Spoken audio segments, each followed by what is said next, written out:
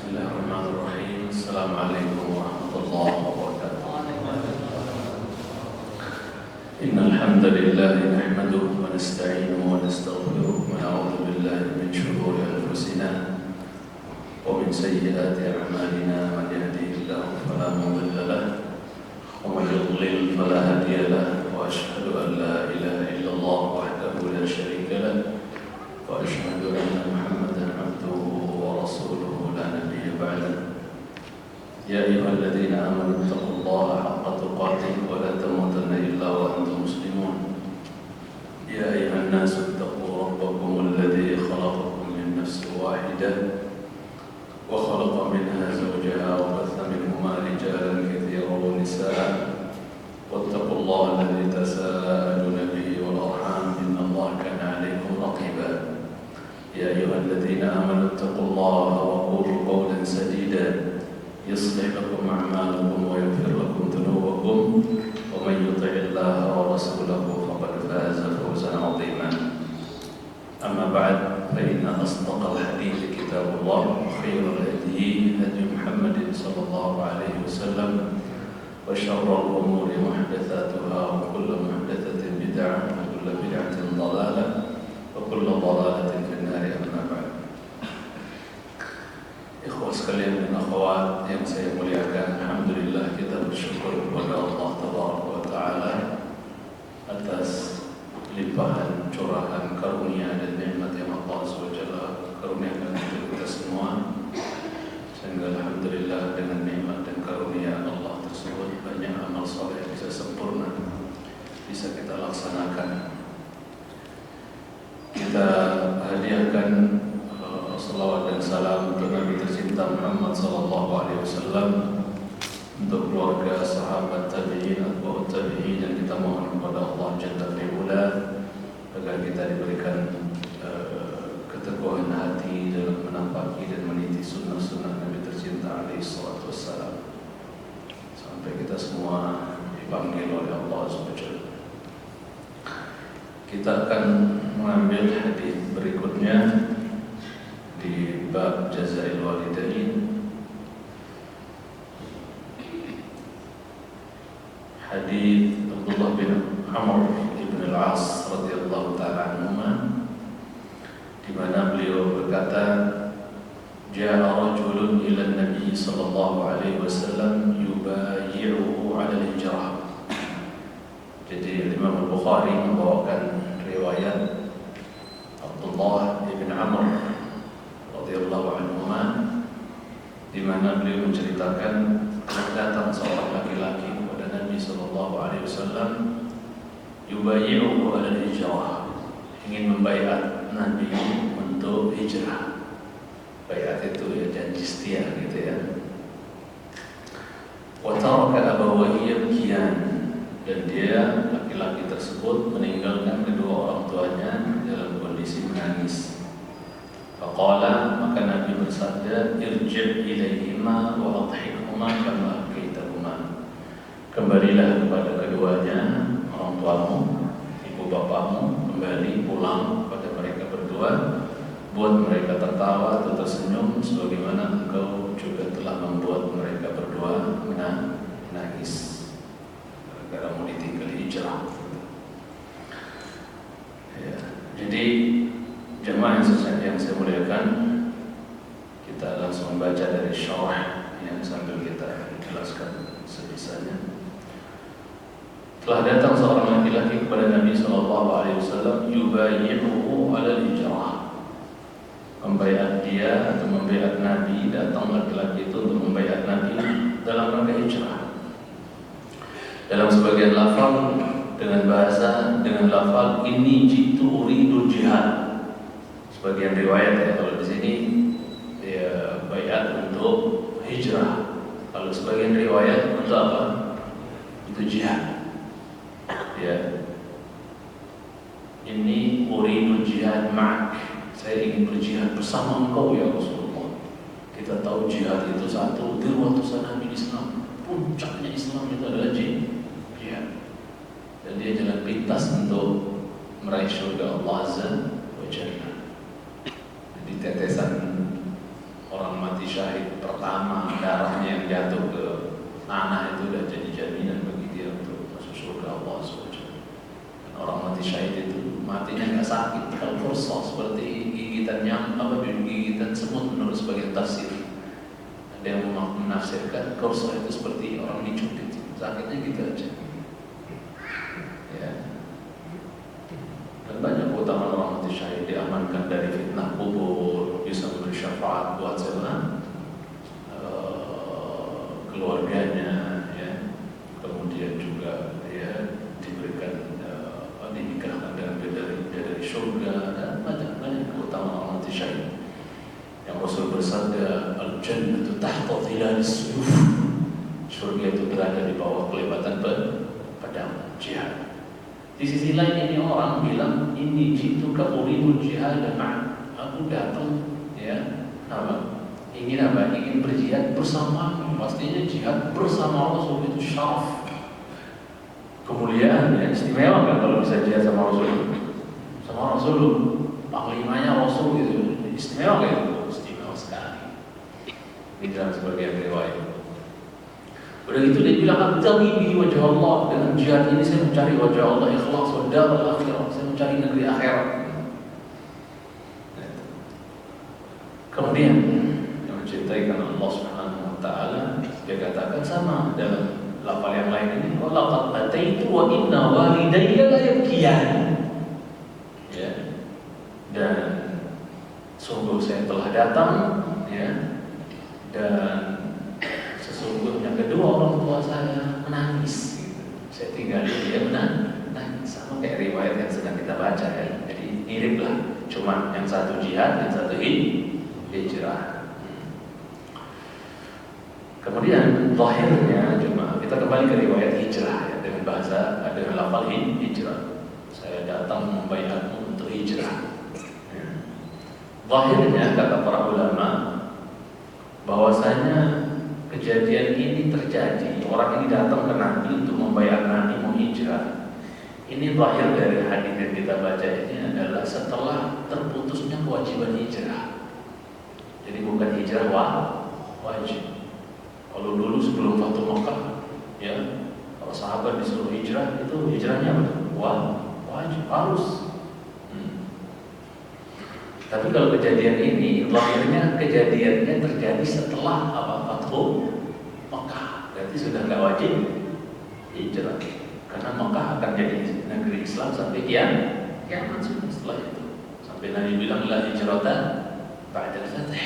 Tidak ada hijrah, maksudnya tidak ada hijrah dari mana?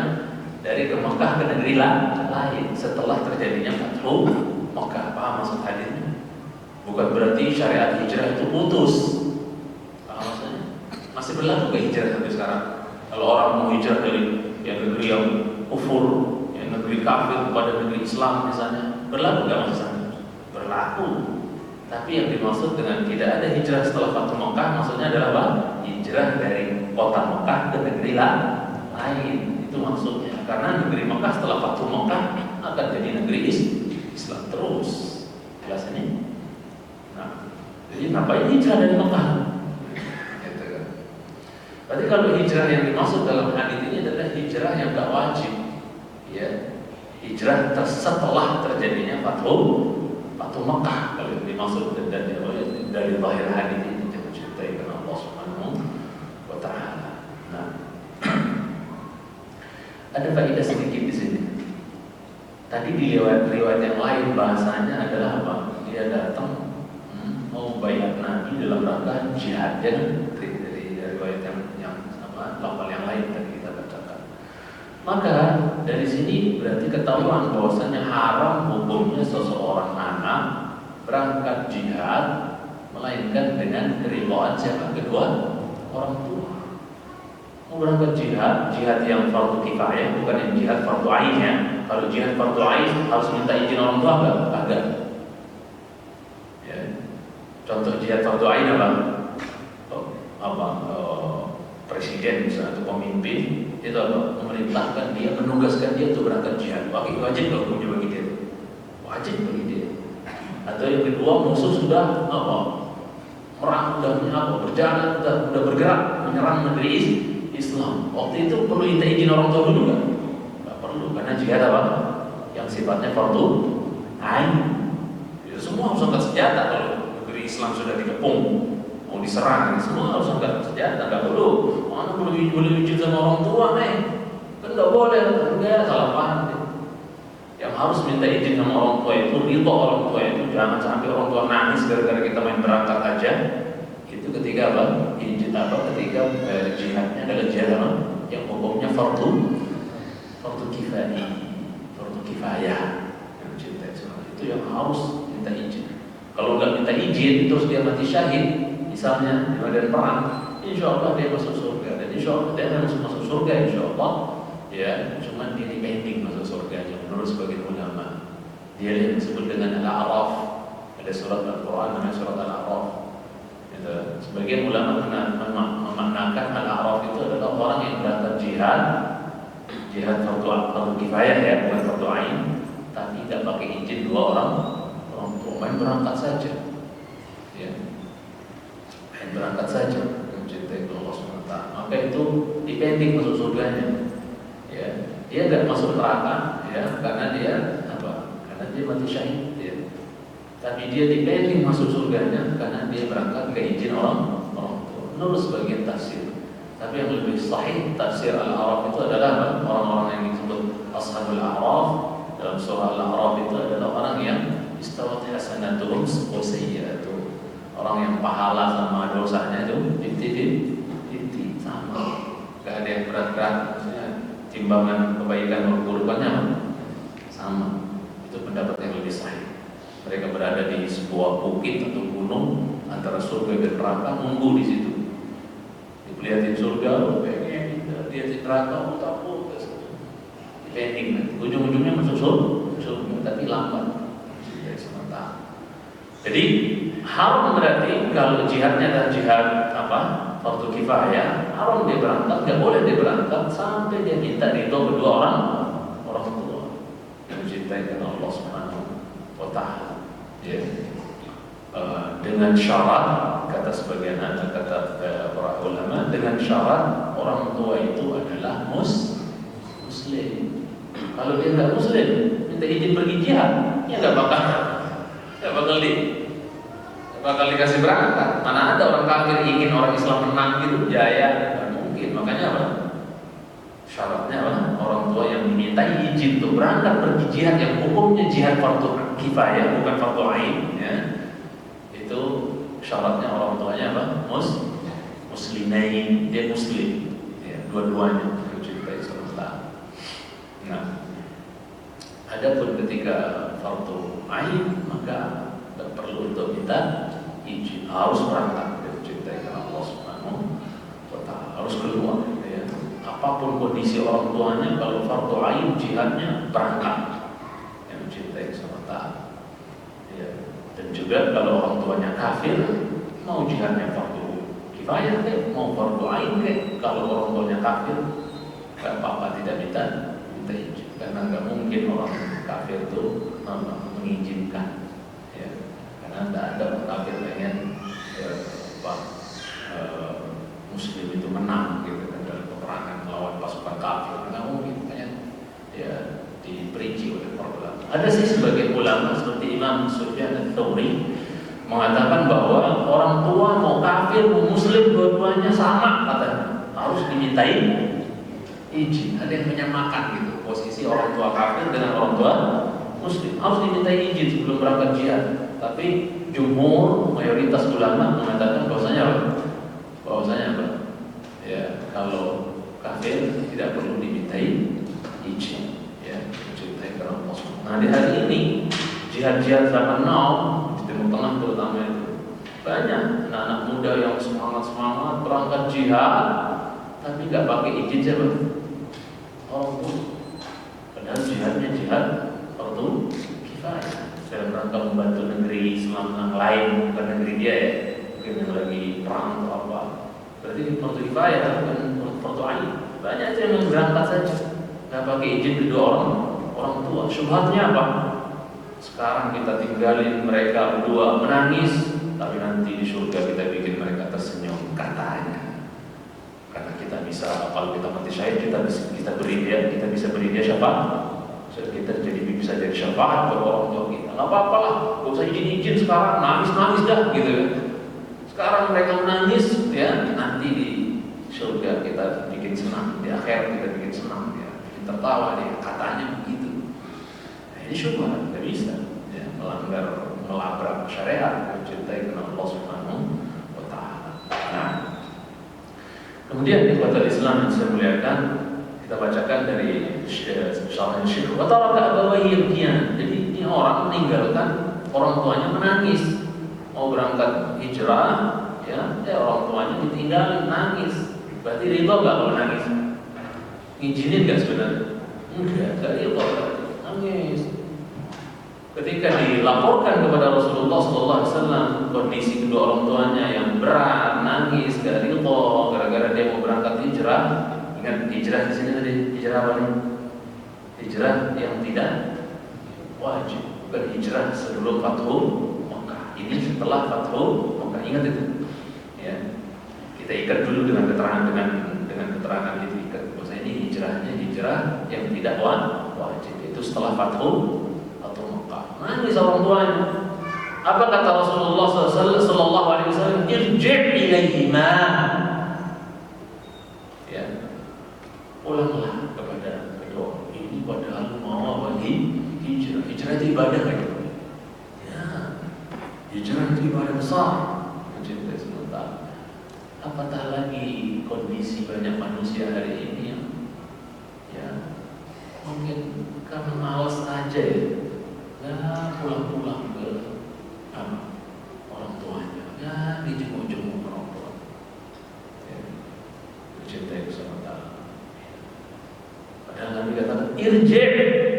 Jadi bagus kita bikin schedule lah jemaah, schedule pulang kampung, datangin siapa, ziarahin siapa, silaturahim dengan siapa, orang tua.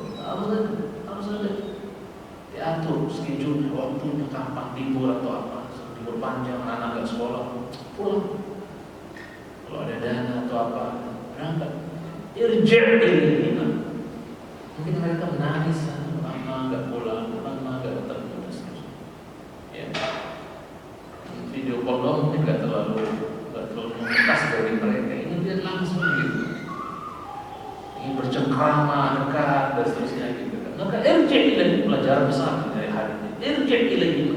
Ini padahal mau hijrah padahal.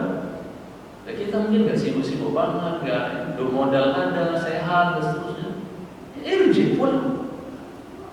Fenomena yang kita dapatkan hari ini, maaf ya, mudah-mudahan saya dan antum nggak termasuk di dalam malu kita semua. Ini kalau apa yang saya sampaikan ini kadang-kadang nyentil sebagian orang, mohon maaf ya. Bahwasanya banyak kan menantu atau seorang anak sekarang, banyak anak-anak sekarang setelah dia nikah punya mertua, itu dia lebih rutin ziarah ke siapa? Ke ashar, ke mertuanya gitu kan, dibandingkan arham, dibandingkan rahim dia. Siapa yang harus disambung seharusnya? Yaitu orang tua. Oh, Masya Allah, bawa makanan, bawa snack, bawa macam-macam, rutin. Bahkan sekali weekend selalu ke rumah mertua, bawa selalu makanan apa. Orang tua dia sendiri. Fenomena terjadi cinta sementara. Ini kebalik. Yang disuruh untuk kita sambung itu arham. Ya, wattaqullaha alladzi tasaaluna bihi wal arham. Arham yang kita disuruh. Ya, silah sambung ini cinta sementara. Kalau untuk mertua dia bukan arham, dia bukan silaturahim namanya. Ya, ada yang berani bilang silaturahim ke orang? Enggak, itu namanya ziarah. Dia bukan rahim kita. Itu rahim istri antum itu. Ya, mencintai. Kita wajib, kalau kita dianjurkan berbuat baik, ya, ihsan kepada mertua. Tapi untuk mengalahkan, ya, orang tua kita, ini masalah dia mencintai sementara. Ini harus kita evaluasi diri nih, muhasabah diri. Jangan sampai lebih banyak ziarah, maksudnya nyambung ke mertua dibandingkan orang tua. Jangan terbalik-balik. Ini fenomena terjadi. Kemudian sekali lagi Nabi katakan irji'i orang tua menangis kayak gitu, boleh bikin orang tua nangis, obatin sana, tidur dan pulang kata Rasul ke orang tua. Kata Nabi Sallallahu Alaihi Wasallam. Nah, sedikit saya selip di sini. Ini kan kaitannya dengan orang tua ya. Pulang ke orang tuamu kamu bikin mereka tersenyum, tertawa, sebagaimana kau telah bikin dia menangis.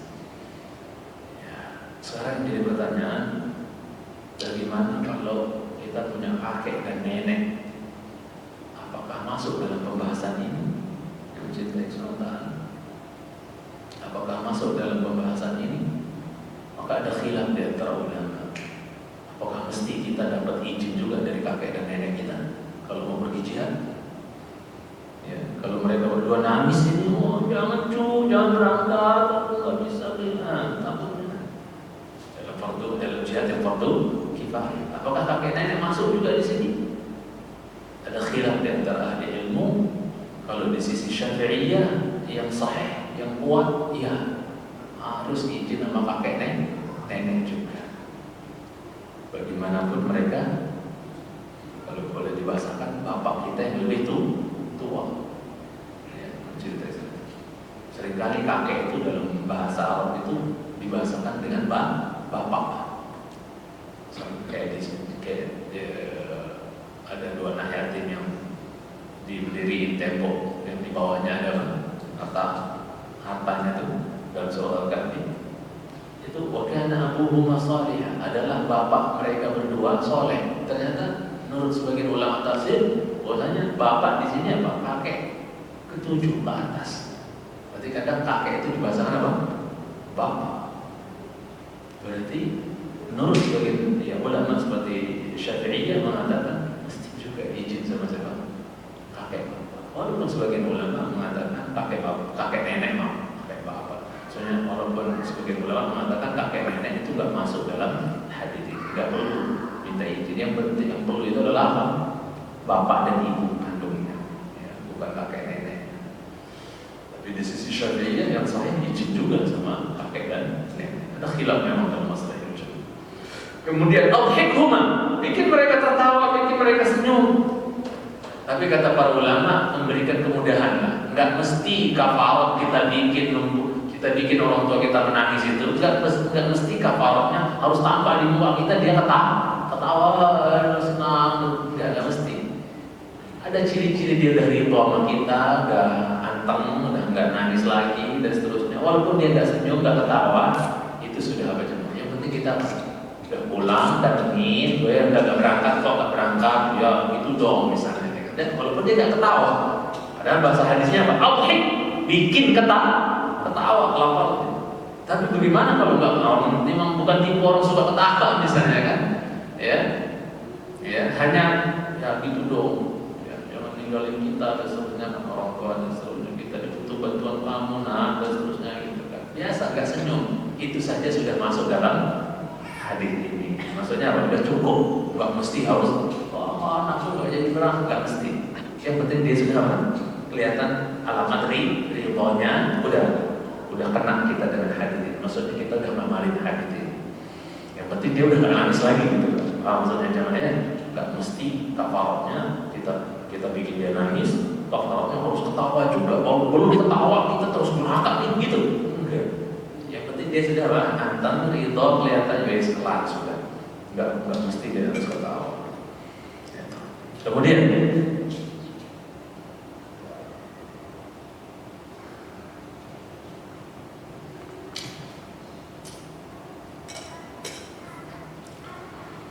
ini hadis kata-kata adhikhuma diambil pelajaran atau faedah oleh para ulama, istihbab, dianjurkan. Kata-kata Nabi yang mengatakan adhikhuma, bikinlah mereka berdua senyum, tertawa. Ini hadis yang bisa kita tarik juga faedah dari hadis ini, pelajaran berharga dari hadis ini adalah apa?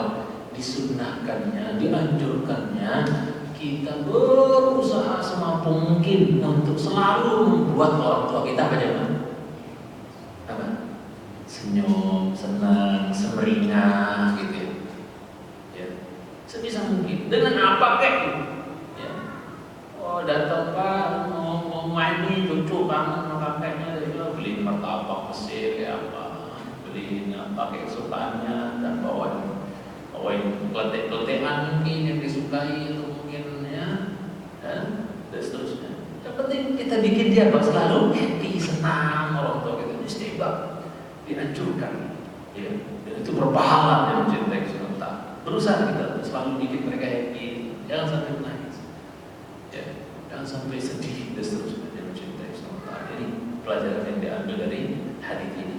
Dan di antara triknya juga supaya orang tua kita itu selalu bisa senyum, happy sama kita, sekali-sekali nggak salah, nggak masalah, kita apa? Bercanda. Ini yang boleh hilang dari kita dan orang tua kita. Mentang-mentang orang tuanya udah sepuh, nggak boleh dicandai. Enak bercandai. Dan sebenarnya mereka enjoy aja kali ya, walaupun diajak bercanda mana? Ya, usil-usilin bapaknya mungkin. Minta pijit misalnya bapaknya udah sepuh, pijit mulu di bapak-bapak di nyuet dikit mungkin ya bercanda atau apa gitu kan ya, apalah antum udah paham gimana bentuk cara candaan dengan bapak kita, ibu kita dan seterusnya. Mereka senang dengan itu juga. Itu faedah yang bisa diambil juga dari hadis ini ya. Jadi jangan pelit candaan dengan kedua orang tua kita yang bisa membuat dia bahagia, yang bisa membuat dia senang, happy dan seterusnya. Subhanallah, ajaran Islam ini juga luar biasa ya. Luar biasa ajaran agama kita itu. Itu suruh kita untuk bikin orang tua kita bahagia, senang, senyum, ketawa. Ya, mungkin di antara jalannya juga adalah mencandai mereka. Ya. Kemudian ikhwatul Islam yang saya cintai karena Allah Taala, hadis berikutnya yang dibawakan, dan semua penjelasan yang ada di kitab saya sampaikan karena ada yang saya anggap penting, ada yang saya anggap tidak penting. An Abi Murrah, hadis berikutnya di bab ini. An Abi Murrah maula Ummi Hani binti Abi Talib annahu raqiba ma'a Abi Hurairah ila ardihi bil Aqiq fa idza dakhala ardahu saha bi a'la sawtihi alayki salam wa rahmatullahi wa barakatuh ya ummata تقول وعليك السلام ورحمة الله وبركاته يقول رحمك الله كما ربيتني صغيرا فتقول يا بني وأنت فجزاك الله خيرا ورضي عنك كما بررتني كبيرا. Ya, ini keren gitu. Mantap. Muamalah sama orang tua. Dari Abi Murrah, ya, pembantunya Ummu Hani. Ummu Hani ini putrinya Abu Talib. Putri Abu Talib. Ya. Ummu Hani. Bahwasanya pernah raqiba ma'a Abi Hurairah. Dia pernah naik kendaraan ya sama Abu Hurairah. Baguslah itu mungkin satu jalur sama jemaah yang lain. Ya mungkin jalan kaki atau naik motor atau apa. Pak, bocengan sekalian. Ojek bercanda misalnya, naik masjid kah, mana kah gitu ya. Ya, Rasul sering membonceng orang, ya, sering. Nah, ya, Mu'ad dan yang lain, ya, sering membonceng orang. Apalagi anak-anak sering dibonceng oleh Rasulullah SAW. Nah, ini sahabat, ya, Abi Murrah itu apa? Naik kendaraan bersama Abu Hurairah. Kemana? Ke Aqiq. Ya, Aqiq itu ya adalah apa ya? Kayak sejenis kayak lembah yang biasa dilewati oleh air. Paham maksudnya?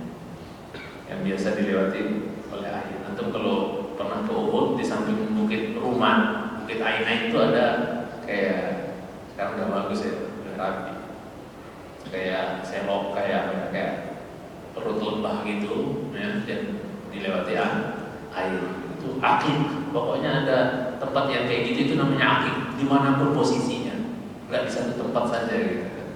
Dimanapun posisinya ada ada perut lembah yang dilewati oleh air, itu namanya aqiq dalam bahasa Arab. Yang biasanya mungkin orang bercocok tanam di kiri kanannya karena ada seberang air biasa, gitu kan. Nah, yang kadang sahabat dulu tinggal di dekat aqiqnya gitu ya, dekat kebun-kebunnya, tanamannya yang ada sumber air itu tinggal di dekat situ. Gitu kan. Jadi Abu Hurairah ya dengan Abi Murrah ini ke aqiqnya. Manakala dia lewat, manakala dia masuk ke area tanah dia di aqiq tersebut, sahah, dia teriak kencang, mengangkat suaranya. Dia atau sauti dengan suaranya yang kencang, karena mungkin berjarak mungkin ya.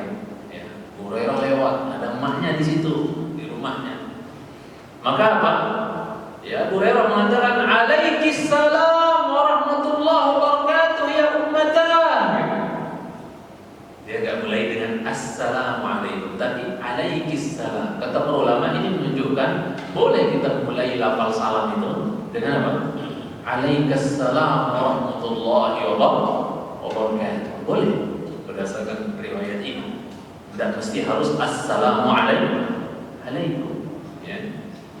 Enggak mesti assalamualaikum warahmatullahi. Ini agak aneh, agak baru dengannya iman. Tapi enggak apa-apa, boleh kata para ulama. Seperti Abu Hurairah melakukan, mengucapkan, dia enggak bilang assalamualaikum warahmatullahi wabarakatuh ya ummah, enggak, tapi dia bilang apa? Alaikis salam warahmatullahi wabarakatuh ya ummah. Artinya sama enggak? Sama. Cuma sedikit beda lafaz. Ada yang lumrah assalamu alaikum atau assalamu alaiki kalau buat makna. Tapi di sini dan dia langsung bilang alaikis salam warahmatullahi wabarakatuh. Maknanya sama kan? Sama aja. Ini boleh kata para ulama. Ya. Kemudian apa? Berarti mengucapkan salam buat emaknya. Kita juga sama Pak, Bu. Kalau kita mungkin ziarah orang tua atau ya, kita lagi di rumah apa, mau datengin rumah orang tua, mereka ada di rumah, ucapin salam. Jangan mentang-mentang aja rumah saya, orang tua saya, main lorong-lorong masuk. Ada adabnya semua. Ucapkan salam sebagaimana Abu Hurairah ketika melewati rumah emaknya, dia bilang apa? Alaikissalam warahmatullahi wabarakatuh. Berarti ini setelah Islam ya, setelah Islam karena nggak boleh memulai apa? Setelah ibunya masuk Islam, karena ibunya tadinya kan benci banget sama Nabi, nggak mau masuk Islam, didakwahi Abu Hurairah nggak mau masuk Islam, didoain terus sama Abu Hurairah sampai Abu Hurairah minta doa sama siapa? Rasulullah Sallallahu Alaihi Wasallam. Rasul doakan masuk Islam ibunya Abu Hurairah. Jadi ketika Abu Hurairah mengucapkan salam seperti ini berarti sudah masuk Islam, berarti setelah masuk Islam. Maka ibunya jawab, wa'alaikassalamu warahmatullahi wabarakatuh. Ini mah jawabannya normal ya, kayak kita ya biasa. Wa'alaikassalam. Karena satu orang wa'alaika, biasa kalau banyak wa'alaikum gitu. Karena satu orang anaknya doa, wa'alaikassalam warahmatullahi wabarakatuh. Atasmu keselamatan, rahmat Allah dan keberkahan Allah untuk Muna. Masyaallah. Cakep mencintai sangat. Ya. Tapi ya itu kadang-kadang anak sama orang tua di orang kita nih, orang Indonesia nih, kadang anak sama orang tua itu campung-campungan ya kalau ucapin apa? Salah. Iya enggak Pak? Ada enggak fenomena kayak gitu? Campung-campungan untuk ucapin apa? Salah. Kayaknya serius amat, soleh banget perasaan gitu, agamis banget. Assalamualaikum warahmatullahi wabarakatuh. Gak biasa kan?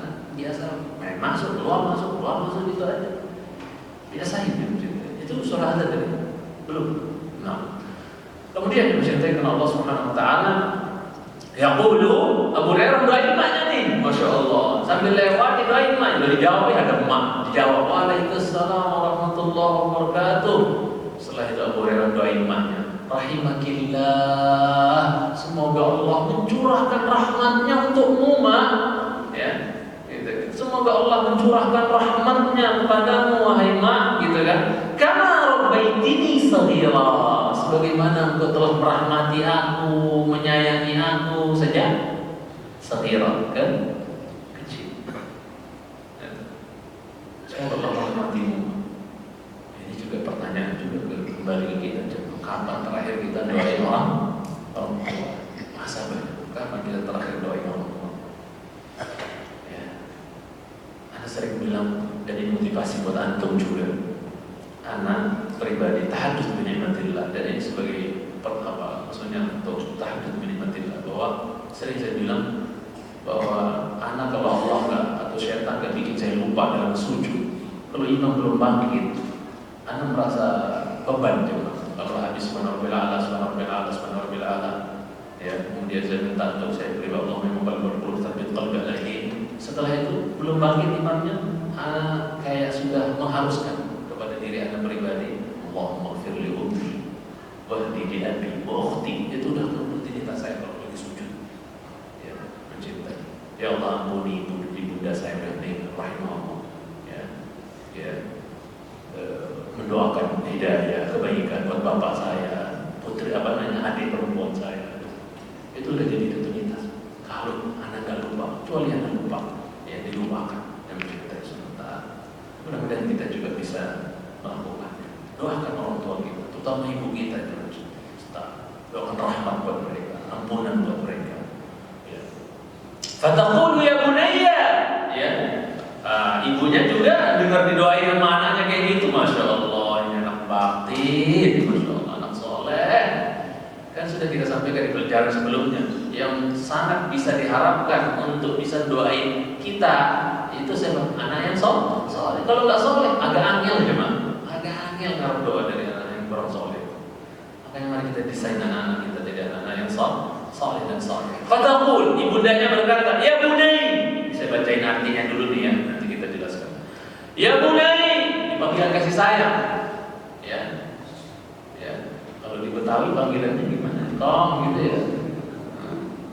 Ya bunai, duhai anakku sayang, anakku tercinta bunai. Kalau orang Arab manggil bapaknya lembut itu kasih sayang itu ya abati. Gitu. Kayak Yusuf manggil bapaknya. Ya abati inni ra'aitu ahada asyara kawkaban wasyamsa wal qamara ra'aituhu li ya abati. Makanya nanti dibalas juga sama anaknya. Sama Yakub, ya bunayya la taqsus ru'yak. Ya bunayya, bapaknya dipanggil ya abadi, duhai bapakku sayang. Nah, dia bapaknya juga manggil dia ya bunayya, duhai anakku sayang. Jazat bin jizman, balasan sesuai dengan perbuatan, lembut. Ya bunayya, wahai anakku sayang. Ya, ibunya Hurairah dia ngomong, wa anta, dan engkau wahai putraku, wahai anakku, fajazakallahu khaira. Semoga Allah membalas engkau wahai putraku dengan kebaikan. Ini berarti gak boleh jauh dari jemaah. Kata-kata makasih ya Pak, makasih ya Bu, makasih ya Nak, itu gak boleh jauh dari kehidupan kita. Jadi anak dan orang tua gak boleh jauh. Dan harus dibiasain memang anak kita dari kecil. Kalau gak dibiasain dari kecil ya susah nanti dewasanya untuk apa? Gampang gitu ketika salah satunya berbuat baik kepada anak kepada orang tua atau orang tua kepada anak, susah nanti untuk kita dengarkan kata-kata terima kasih jazakallah khair karena nggak dibiasain dari kecil. Biasain dari kecil anak kita juga. Mumpung kita belum lambat nih, anak kita yang masih kecil, biasain dari kecil kalau dikasih dikasih orang kah, dikasih kita sendiri kayak orang tuanya bilang apa? Sering saya dengar orang bilang apa? Dikasih apa misalnya, bilang apa? Bagus itu. Ini anak kita untuk apa? Mengucapkan apa? Terima kasih, jazakallah khairan. Man sana'a ilaikum ma'rufan fakafi'u. Ya. Fa in lam tastati' faqul jazakallah khairan. Apabila ada orang berbuat baik sama dirimu, balas juga dengan kebaikan yang sama. Kalau belum mampu, paling tidak doain apa? Jazakallahu khairan. Semoga Allah membalas dengan kebaikan. Tapi sebagian ibu kita kadang atau sebagian ummahat dipotong karena malas sekali ya. Jazakallah ya akhi, jazakillah ya ukhti. Semoga Allah membalas apa? Umum, khairan atau syarran, harus lengkap sesuai dengan hadis. Jazakallahu khairan, perempuan jazakillahu khairan, harus khairannya. Boleh umum kayak gitu, nggak jelas. Silakan adzan dulu. Alhamdulillah, wassalatu wassalamu ala Rasulillah wa ala alihi wa sahbihi wa man wala, amma ba'd. Kita lanjutkan sedikit jemaah yang saya muliakan. Jadi ibunya mengatakan, kamu juga nak semoga Allah membalasmu dengan kebaikan. Wa radiya'anka, semoga Allah meridaimu ya Nabi. Ya, doain anak-anak kita jemaah, semoga Allah meridai mereka. Ya. Wa radiya'anka, semoga Allah ridha kepada diri. Kalau Allah udah ridha, udah kaya, yang kita cari dan kita kejar adalah keridhaan Allah Azza wa Jalla. Walaupun semua manusia nggak ada ridha sama kita, murka semua sama kita, nggak penting. Yang penting Allah. Yang penting kita cari adalah keridhaan Allah. Hadits Ibnu Majah, seingat saya kalau saya tidak keliru ya, Nabi bersabda bahwa man yultamasa ridha Allah bi sakhatin minan nas, ya, radhiyallahu anhu wa arda 'anhu an-nas. Wa man iltamasa ya ridha an-nas bi sakhatin min Allah, sakhita Allah 'alaihi wa askhata 'alaihi an-nas. Barang siapa yang mencari keridhaan Allah semata, ya, walaupun manusia pada apa? Murka, maka orang yang kayak gini Allah pasti meridhoi dia. Dan manusia yang sekarang lagi nggak suka sama dia, nggak ridho sama dia, suatu saat Allah akan bikin ridho. Paham maksudnya? Luar biasa. Pokoknya kita sudah prinsip kita, anak mencari ridho Allah, ya. Kita mengejar ridho Allah. Walaupun manusia murka semua, nggak suka semua, sudah. Kata Imam Syafi'i, ridhon nas ghayatul la tudrak. Keridhaan semua manusia itu tujuan yang gak bakal bisa dicapai. Mungkin kita maksud bisa kita kita harapkan semua orang sekompleks senang sama kita, sebabu aku senang sama kita, walaupun kita udah baik gitu. Saya tanya, orang baik apa Nabi kita? Siapa manusia paling lembut jemaah? Manusia paling lembut siapa? Rasulullah SAW. Walaupun udah lembut kayak gitu, sebaik itu, apakah semua manusia senang sama beliau? Sampai detik ini banyak yang benci sama beliau, ya kan? Itu yang mencintai Rasulullah. Betul, keridhaan manusia adalah tujuan semua manusia, adalah tujuan yang gak mungkin apa? Mustahil kita dapat keridhaan semua manusia. Walaupun orang boleh gak berusaha untuk sebanyak-banyaknya manusia ridho sama dia, senang sama dia, yang ngefans sama dia, boleh gak dalam Islam? Boleh. Dibolehkan oleh Nabi SAW, ya, mencintai karena Allah Taala. Ketika Nabi mengatakan, izhad di dunia yuhibbukallah, zuhud kau di dunia, Allah mencintaimu. Wazhad fi ma fi aidin nas yuhibbukan nas, ya, zuhudlah dengan apa yang ada di tangan manusia, enggak bermanfaatan, maka manusia akan mencintaimu. Dari hadis ini kata para ulama, berarti boleh kita berusaha mencari cinta manusia. Karena kalau banyak manusia senang ridho cinta sama kita, kalau kita mati disolatin, kalau kita mati didoain, ya, kalau kita susah dibantu, dan seterusnya, ya, itu faedahnya kalau kita bisa meraih banyak kecintaan banyak manusia. Tapi untuk mengharap semua manusia cinta, impossible, maksudnya nggak mungkin cinta. Syubul muhal, kaiso, nggak bisa. Nabi kita ini manusia terbaik di dunia Allah, mana yang benci, apalagi Abu Samah, apalagi Antum. Pasti banyak yang enggak, masa ada yang enggak, kalau enggak suka sama kita, ya susah kalau kita semua manusia sama. Maka prinsip kita adalah yang penting sekarang keridhaan Allah yang kita kejar. Keridhaan Allah yang kita cari dan kita kejar. Pelajaran berharga ketika wa ma a'jalaka 'an qaumika ya قال هم أولئك على أثري وعجلت إليك ربي لترضى. Musa, kenapa kau buru-buru ninggalin kaummu? Padahal aku kan suruh kau datang ngajak tuh 70 Bani Israel. Mana 70? Kok kau datang dewean? 10 hari sebelum waktu ditentukan sudah datang duluan. Bani Israel tinggal yang 70. Kata bisnis apa Musa, kalau mulai ada mereka nyusul ya Allah, mereka di belakang nyusul kok.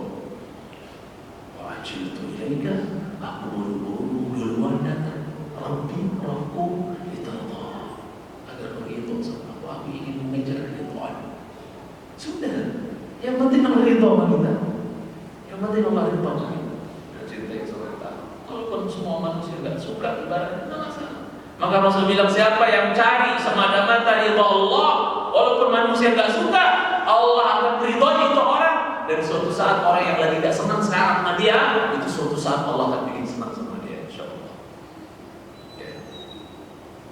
Yang sebaliknya, siapa yang hanya nyari ridha manusia, yang penting sekomplek senang, yang penting secilakap, sebambu apus, sejakarta, sedunia, seantero senang, cari ridha manusia. Padahal dia cari ridha manusia itu dengan mengorbankan kemurkaan Allah terhadap diri. Dicari keridhaan manusia, yang penting cari keridhaan manusia dengan cara-cara yang tidak dihalalkan, dengan cara-cara yang dimurkai oleh Allah SWT. Ya. Banyak orang sekarang misalnya rakus banget dapat subscriber, tapi dengan cara ngeprank orang, dikejut-kejutin, bikin orang terkejut, bahkan ada yang bikin jantungan atau apa. Itu ingin dapat keridhaan banyak manusia, like manusia, follower dan seterusnya, tapi dengan cara apa? Cara yang dimurkai oleh Allah Subhanahu wa Ta'ala, dengan cinta Subhanahu wa Ta'ala. Buat apa itu? Ya. Jadi barang siapa mencari keridhaan manusia semata, ya, dengan mengorbankan kemurkaan Allah atas dirinya, Allah murka sama orang tersebut. Dan orang-orang yang lagi ngefans sekarang, jadi followers dia, suatu saat Allah akan bikin benci sama dia, murka sama dia. Dan banyak kejadian dia mencintai Allah Subhanahu wa Ta'ala. Banyak kejadian di lapangan, banyak kejadian seperti itu. Terlalu rakus mencari keridhaan dan like-nya manusia, tapi dengan cara-cara yang Allah tidak ridhoi, akhirnya apa? Kehancuran buat dia. Akhirnya manusia balik menyerang dia. Banyak terjadi, banyak terbukti sabda Rasulullah SAW. Tidak ada ucapan yang bisa keluar dari lisan kita kecuali apa? Shadaqa Rasulullah SAW. Telah benar Rasulullah SAW dengan sabda. Nah, kemudian di kota Islam kita akhiri penjelasan hadis ini. Ya, setelah itu apa? Wa radiya anka, semoga Allah meridhaimuna kama barartani kabira, sebagaimana kau bakti sama ibumu ini ketika ibumu sudah tua. Kan tadi Abu Hurairah bilang, semoga Allah merahmati ibu sebagaimana ibu merahmati saya sejak kecil. Sekarang didoain lagi mamanya, masya Allah indah sekali ya, ibu, bapak, orang tua dan anak saling mendoakan. Jangan anak mau doain orang, doa orang tua mulu. Dia juga anak gak pernah doain orang tua. Itu pelajaran keren dari hadis ini. Anak doain emak mendoain apa? Anaknya, masya Allah indah sekali. Barokah kehidupan kalau kayak gitu. Ya. Dalam keluarga dari anak, ibu, apa maksudnya anak dengan orang tua itu saling mendoakan kebaikan, masya Allah berkah sekali itu. Ya. Apatah lagi disebutkan oleh Nabi, salatu da'awatun mustajabatun la syakka fihinna, 3 doa yang mustajab, enggak ada keraguan. Bolong tuh 7 lapis langit itu. Salah satunya da'watul walidah li waladiha, doanya siapa? Emak atau orang tua terhadap siapa? Anak. Mustajab, jangan cinta mustajab. Selain doa orang musafir, selain doa orang yang dizalimi, dalam hal lain doa orang tua mustajab. Apalagi orang yang lagi wukuf di Arafah, bolong 7 lapis langit, bolong dia minta apa kalau di Arafah itu. Ya, khairul doa, maksudnya apa? Doa Arafah. Maksudnya sebaik-baik doa yang dipanjatkan di mana? Di Arafah. Cintai Allah Subhanahu wa Ta'ala. Baik. Jadi semoga Allah membalasmu dengan kebaikan, meridhoimu sebagaimana kau bakti kepada emakmu ketika emak sudah tua, katanya. Cintai Sultan, saling mendoakan. Ya, indah sekali lagi indah sekali mencintai Sultan. Jadi Abu Hurairah di sini ketika dia lewat di depan rumah emaknya, karena rumahnya berbeda. Emaknya tinggal di satu tempat, dia di tempat yang berbeda. Ketika dia lewat, ya, maka dia ucapin salam kepada emaknya, masya Allah, ya.